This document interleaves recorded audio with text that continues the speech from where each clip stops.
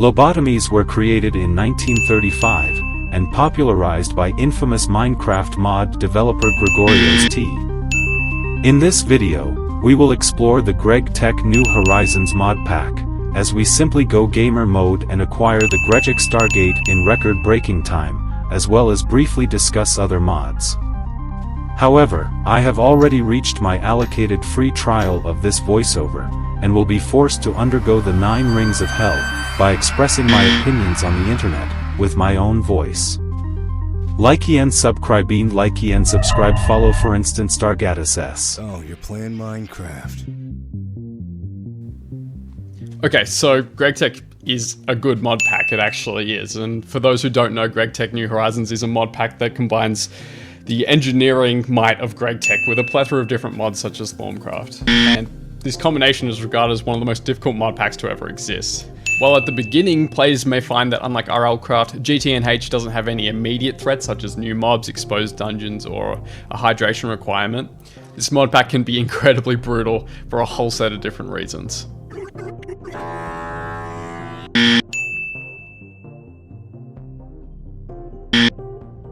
You'll only be using flint tools for 10 plus hours of the game, so making them Tinker's Construct to minimize the material cost and to upgrade them is something that just is very necessary. But that in itself brings us to how difficult it is to create patterns and the different tables required for Tinker's Construct. And then we have stuff like durability diminishing crafting recipes using mallets, knives, and other items will be so common that you're going to have to keep yourself around as much different raw material as possible. So near gravel, near water because there's no infinite water sources anymore, near wood, having your own tree farm. These things are just really important to set you up for early game. Now this kind of brings me on to a negative, which is the Spice of Life mod. I fucking hate this mod. This mod sucks. This shit sucks. Your hunger will drain rapidly from any kind of activity, so be prepared to walk everywhere, like you've seen in the gameplay so far. Cooked meat, 1 hunger, eaten it 4 times, no hunger. Every other food is giving you half hunger, and the complicated materials to make large meals is locked behind, later in the early game with stuff such as steel. And then there's much slower grow time, which just kind of makes everything just a miserable experience.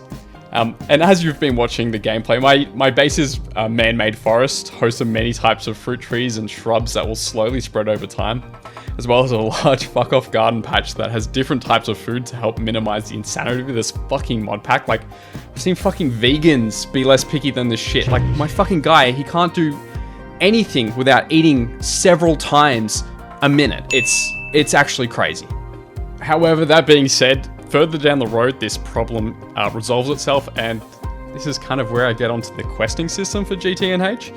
And for most of the time, it's absolutely fantastic. I'm currently trying to do the Healing Axe quest, which kind of allows me to bypass the restrictions of movement that I've had by healing and feeding me passively. This means I'll finally be able to find a village to raid for the Tinker's Construct shit. And then I can finally move on from just, farming.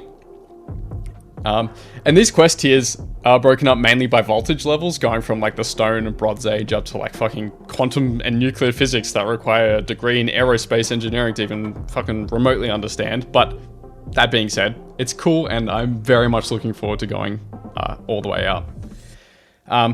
These voltage tiers do help track where you are, as well as guide you through the absolutely overwhelming amount of mods, as well as they give you a few different materials and stuff based on where you're headed, so it really does help quite a lot.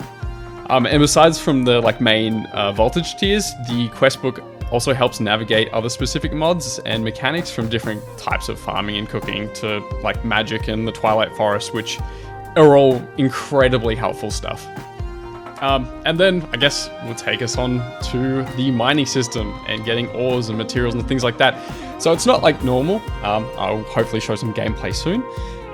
You get different things such as dusts and crushed powders and stuff like that, and it's all really confusing. Getting coal took me far too long. Getting copper and tin has been a very difficult and laborious task. And getting iron, I just don't really know how to even start with that. I have steel, not even sure how I've got steel yet, but I have that. I've literally just been using flint stuff for, I think I'm around 20 hours in and I'm still just using flint stuff. I mean, I just can't seem to get my head around it. I understand the idea of like the ore veins. I'm gonna need to experience this more to kind of give my own opinion on it, but I kind of like it. I like the idea that everything is so laborious that, you know, later down in the game when these things are generating for you and when you've got just all of these materials, you know, it does really bring out a sense of accomplishment. And I feel like that's one of the things I really want to highlight about this pack. The sense of accomplishment that you get from even just the most basic tasks really kind of invigorated me to keep playing and has continued to invigorate me, I guess. This is sorely lacking in a lot of different mod packs. I was just in a playthrough with all the mods 8 to the sky with a bunch of my friends, and you know, it just kind of doesn't have that feeling. Everything kind of feels like it's just given to you, and it kind of feels the same way with original Minecraft, and I feel like that's why a lot of us have moved on from those kind of things. Whereas in GTNH, you know, everything that you've done, whether that be just collecting wood or whether that be smelting alloys and putting things together or making a coke oven, all these things really feel like you've worked and you've earned every little thing that you've done. Every single quest step that you turn in is satisfying, it feels rewarding, but it also, you know, it gives you a push to see, you know, what's just on the other side. And I still have so much gameplay left, which is both really exciting, but I know for a lot of people it's kind of a turn-off. However, if you do have some time up your hand, I cannot recommend playing this mod pack enough. It's completely different and it's out of left field, and you do feel very out of your depth even when starting, but I feel like with a community that's growing, especially around bigger creators of this mod pack, you know, there is so much information that can help you push yourself and go further with this mod pack. And honestly, it has been one of the most rewarding experiences playing it, even for this small amount of time compared to everything else. Now, I have to apologize, as I did clickbait everyone at the start of the video by saying that I was going to get a Stargate. I'm probably never going to get a Stargate, and I know that gives me less Greg points than Reagan, but that is okay.